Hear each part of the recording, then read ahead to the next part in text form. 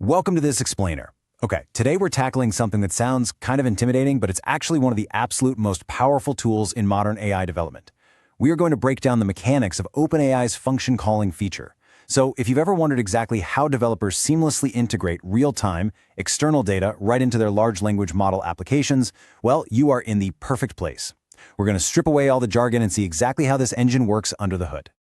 So, here's our roadmap for today. We'll start by decoding the name.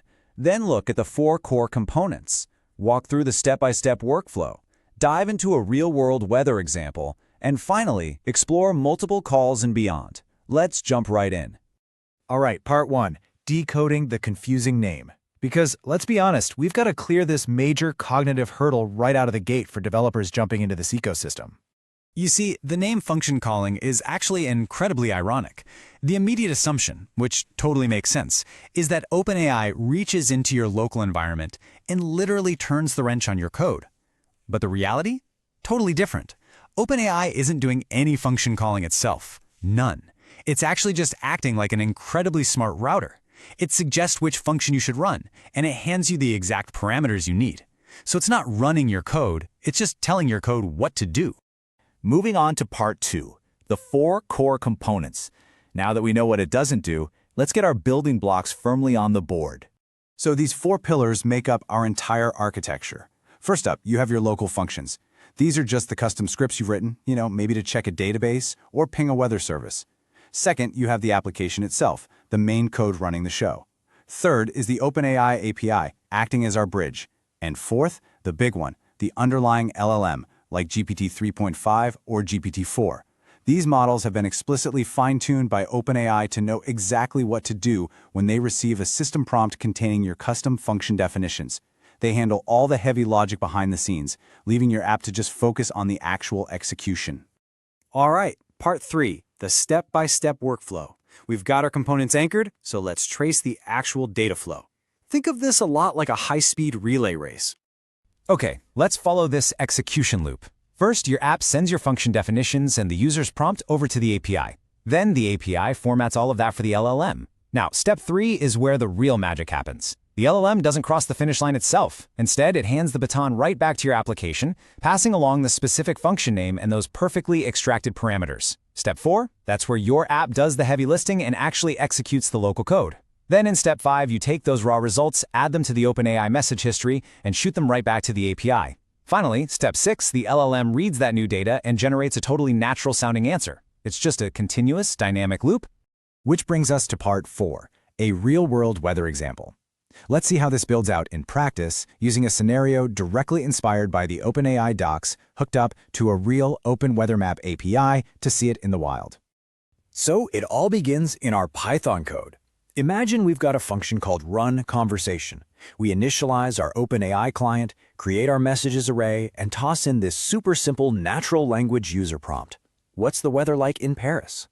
Now, to a standard out-of-the-box LLM, this would probably result in a generic guess, or it might just apologize and say it doesn't have real-time data. But we're going to give it a tool. To hand over that tool, our application defines an array. We set the type to function, and we give it a name, like getCurrentWeather.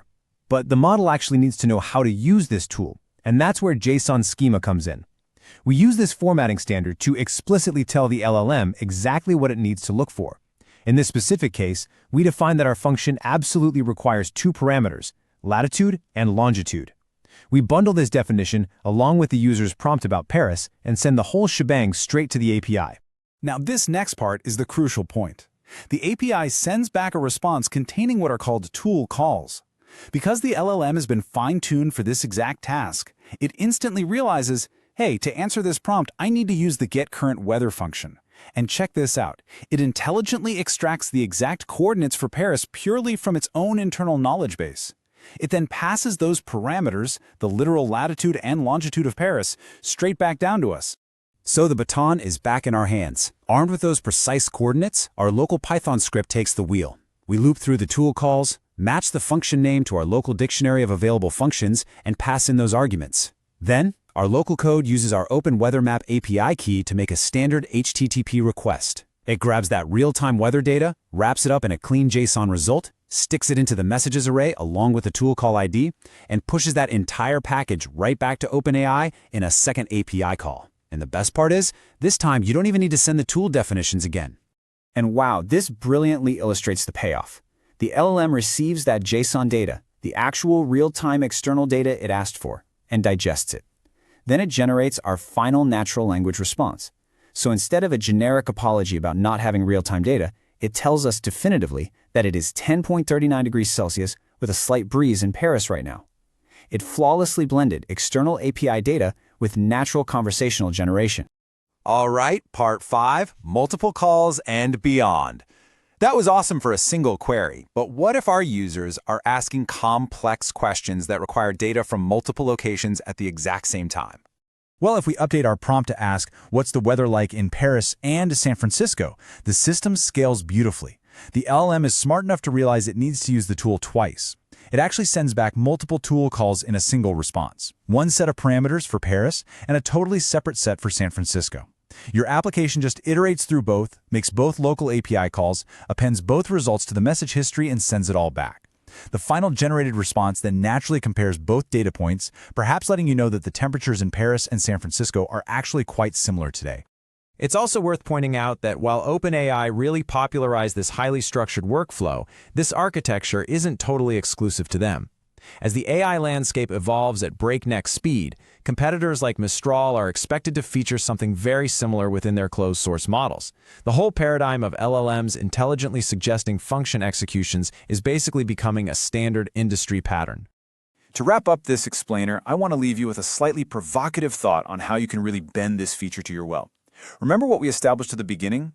OpenAI doesn't run your code, it just gives you perfectly formatted JSON based on the schema you define. So you don't actually have to execute any local code at all. Think about it. How could you leverage this system's incredibly smart parameter extraction to just pull clean, structured JSON data straight out of messy user text? Because let's be real, absolutely none of us want to write complex regex parsers ever again, right? You could literally use this entire architecture purely as a world-class data extraction tool without ever actually calling a single function. It's an incredibly exciting space, and I really hope this walkthrough has demystified exactly how it works under the hood. Keep experimenting and keep building.